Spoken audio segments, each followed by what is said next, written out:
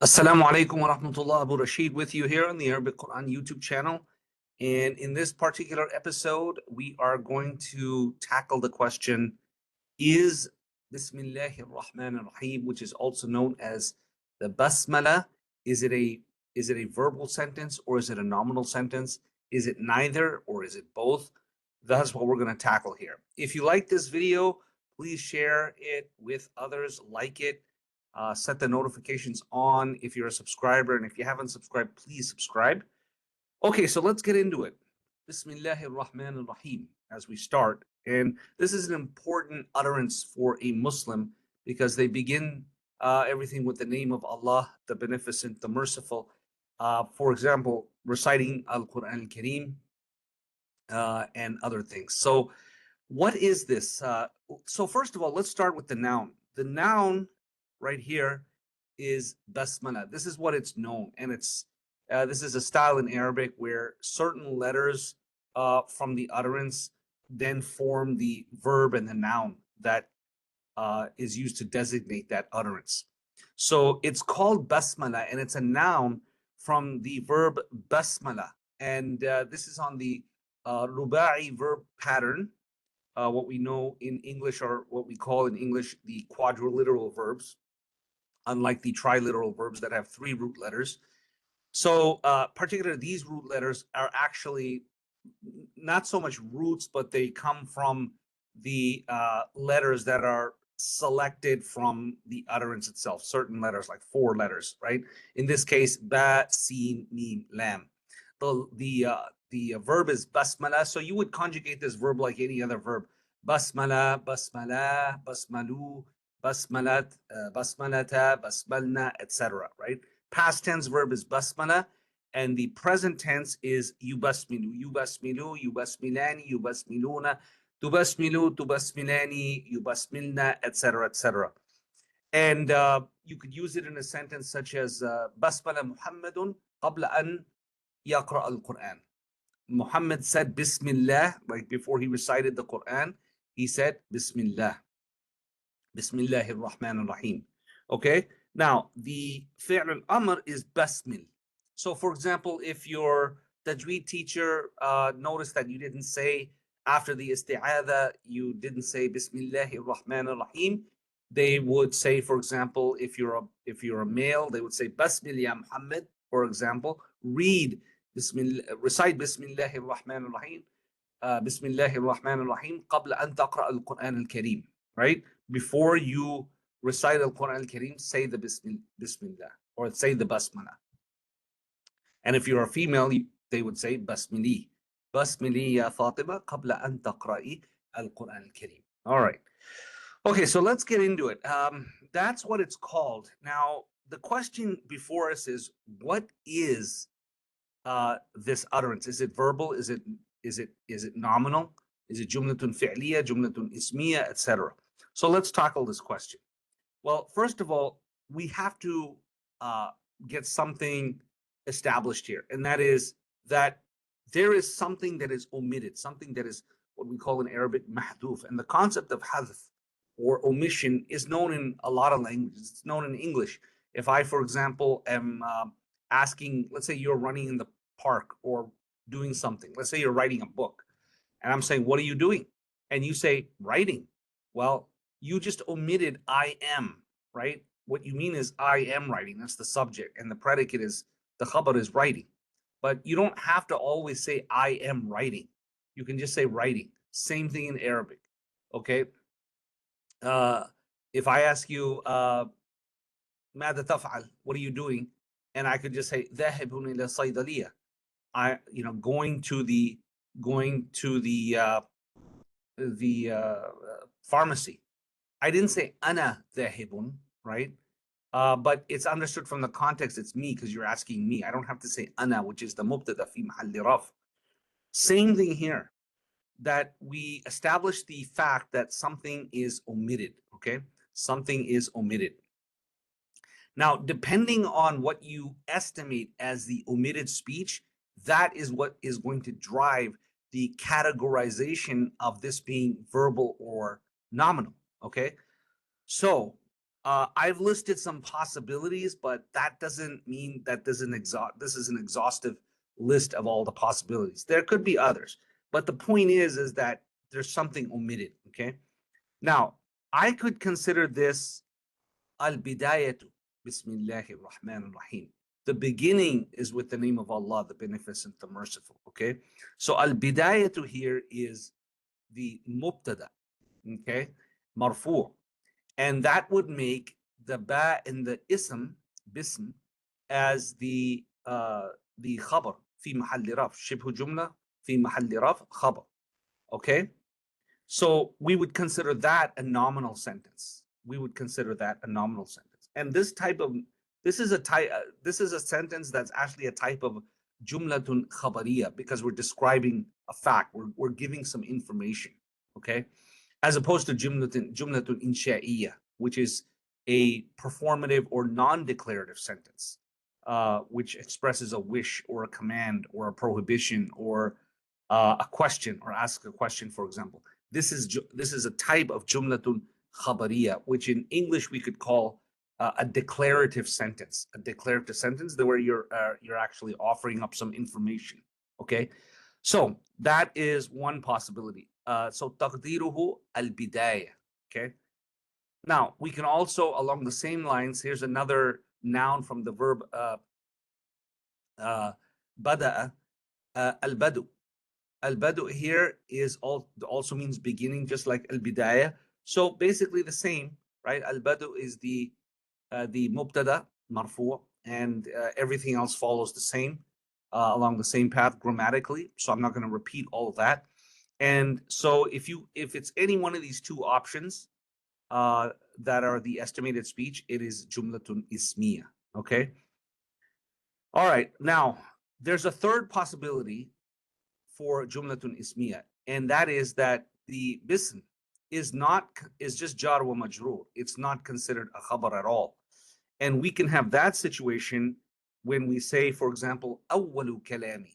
If we estimate the omitted speech as being awwalu kalami Bismillahir Rahmanir Rahim, it means that awwal here would be the mubtada, and kalam would be the khabar.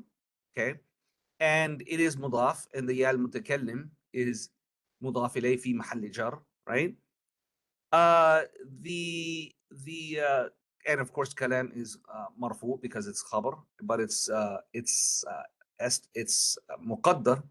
The dhamma on kalam would be muqaddara, not zahira, because of the ya al-mutakallim. So awwal would be the subject, and kalam would be the predicate, and bism would just be muta'allaq bil mubtada al-mahdhuf wal khabar al-mahdhuf. That's it. Okay. So there is that third possibility. All right. Now, all three of these would drive the sentence, or cause the sentence to be categorized as jumlatun ismiya. Okay. We'll do the i'rab of the rest of the sentence after we list all the possibilities. So not to worry there. All right. So those are three possibilities to make it jumlatun ismiya, which is a type of jumlatun khabariya, where you are offering up some information. Okay. We can also say qul. Okay. Qul, which is the imperative from the verb qala yaqulu. So we can say qul Bismillahir Rahmanir Rahim. We can estimate that. Taqdiruhu qul. Okay. Qul Bismillahir Rahmanir Rahim. Now that's a command. And this is a command verb, and it would render the sentence as jumlatun fi'liya. Jumlatun fi'liya. But this jumlatun fi'liya would not be jumlatun khabariya. It rather is jumlatun insha'iyya. Why? Because it's expressing a command or issuing a command. It's not describing any information or describing anything or offering any information. It's actually issuing a command, which is one of the factors that would cause it to become jumlatun insha'iyya. Okay, so again, that is the fourth possibility. This would make it, again, jumlatun fi'liya. Here's another possibility where I say abda'u. I begin Bismillahir Rahmanir Rahim. Abda'u Bismillahir Rahmanir Rahim. All right. So just like awwalu kalami and qul, the bism is just simply jar wa majroor. That's it. شبه جملة. It's not the khabar, right? Obviously, the last two are verbal sentences, so it's not the khabar. And abda'u is simply a present tense verb. And this particular jumlatun fi'liya, because it would be a jumlatun fi'liya, is jumlatun khabariya, not jumlatun insha'iyya, because I'm just describing something. So this jumlatun fi'liya is jumlatun khabariya. Remember, and this we teach this in the class, so I'm not going to elaborate it too much, but a jumlatun ismiya or khabariya, jumlatun ismiya or jumlatun fi'liya can become a jumlatun khabariya.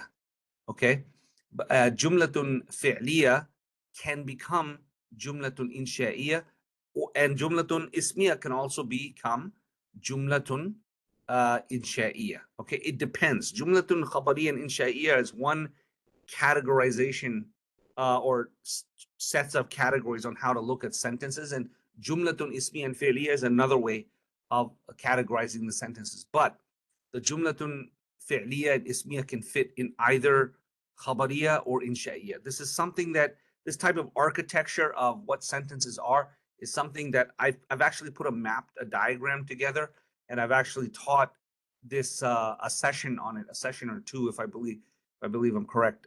Memory serves me right. So get in touch with me, and I can talk about that more. But I'm not gonna elaborate too much on it here. Okay. All right. So this would categorize as jumlatun fi'liya. Now there's another possibility. We could say aqul bismillahi الرحمن الرحيم. Right. So that's another jumlatun fi'liya. All right. And the ba and the ism, there is it's just jar wa majroor, shibhu jumla. It's not a khabar or anything else. Okay, when we say aqul. And again, so that's jumlatun fi'liya. And then another possibility is we say aqra'u bismillahir rahmanir rahim. I read in the name of Allah, the Beneficent, the Merciful. So let me just, and that would make it jumlatun fi'liya. Okay, so I'm gonna say here, this right here would make it ismiya. Okay, jumlatun ismiya. What I've bracketed there, and these would make it jumlatun fi'liya. So I have the alif there for ismiya and the fa for fi'liya. Okay. But let me just shade this. The ones that I'm shading, okay, that makes it jumlatun khabariya. If I'm shading it blue there, that makes it jumlatun khabariya. And if I shade it, let's do yellow. Okay, hopefully you see that. Okay, if I shade it yellow, that makes it jumlatun insha'iyya. All right, so hopefully that solves that. Let me just go ahead and do the i'rab of the rest of the sentence. Okay, again, it depends on what the estimated omitted speech is. So the ba we know here is harfu jar, right? This is harfu jar, the ba. And the alif, by the way, from the word ism, okay, the word ism, the alif is omitted out of stylistic convention. That's just how the writing is. There's theories on that, but I'm trying to keep the video short. I've read a bunch of theories on that. But this alif with the hamzat al-wasl is omitted in writing. Okay, that's why you don't see an alif. So it goes straight. You connect the ba straight to the scene. Okay. Now the ism though is ism majroor because ba is harfu jar, and it is in the majroor state as indicated there by the kasra. All right. Now the whole thing, and let me just put a blue. It is khabar here. Okay. If you consider these two the mubtada, okay? It is not, for the other five, like awwalu kalami and the four verbs, it is not considered khabar. It's just simply jar wa majroor, shibhu jumla, okay? So it is khabar if it's connected to those, if you estimate al-bidaya or al-badu as the mubtada, okay? And it would be fi mahalli raf, obviously. All right. Now, what is lafdul jalala. Lafdul jalala here is mudaf ilayh. Why? Because ism is mudaf. Ism is mudaf. It is ismu majroor as relative to ba, but relative to lafdul jalala, it is mudaf. And thus, lafdul jalala is mudaf ilayh, and it is in the majroor case. You can see there attested by the kasra. All right. Now, what is الرحمن الرحيم? Okay, الرحمن الرحيم is connected to لفظ الجلالة. Okay, and they are both صفتان. So, or نعتان, whichever one you like or prefer. Na'at number one is الرحمن, and goes back to لفظ الجلالة, and الرحيم is na'at number two, which goes back to لفظ الجلالة as well. And as you know, there has to be al-muwafaqa بين المنعوت أو الموصوف والصفة أو النعت. Okay, so between the adjective and the thing being described, you have to have agreement in four things. One of them is the case. Okay, so one of them is the case, and you can see here that both of them are majroor. Okay, both are صفة مجرورة. صفتان مجرورتان or نعتان مجروران, however you prefer to say that. Okay, now before I close out, I just want to mention that both Ar-Rahman and Ar-Rahim are on the sighat. They're both what they call sighatul mubalagha. Okay, sighatul mubalagha. Some people render that as exaggerated speech. I don't like that because exaggerated speech has an element of lying or falsehood in it. So I don't want to call it that in English, but we can use like the intensive or the hyperbolic or superlative form, you could say. And so they're the the intense form of the ismun fa'il rahim. So when you have the verb rahima yarhamu, which means to have mercy and compassion, the ismun fa'il for that is rahim. The ismun maf'ul would be marhum. Okay, rahim would be used, and Allah Azza wa Jal uses that for example, Allah Subhanahu wa Taala says,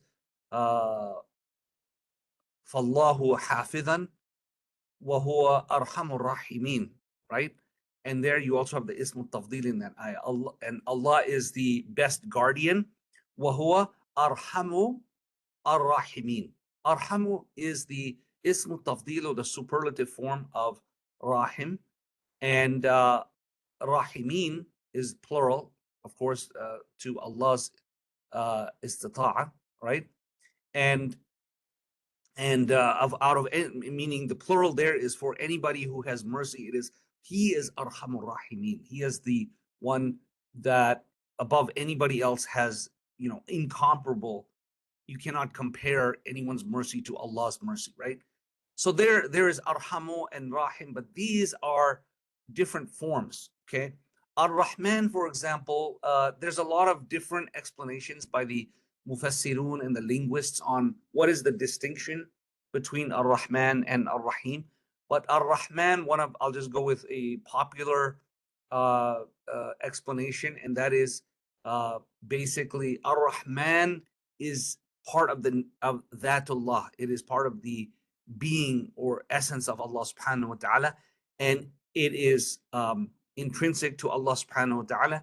And all creatures, whether they're Muslim or non-Muslim, they benefit from the mercy of Allah. So, for example, a baby benefits, a non-Muslim benefits. Okay, anybody benefits. Animals, everybody benefits. Everything on this planet is sustained by Allah through the mercy of Allah, and thus He is Ar-Rahman.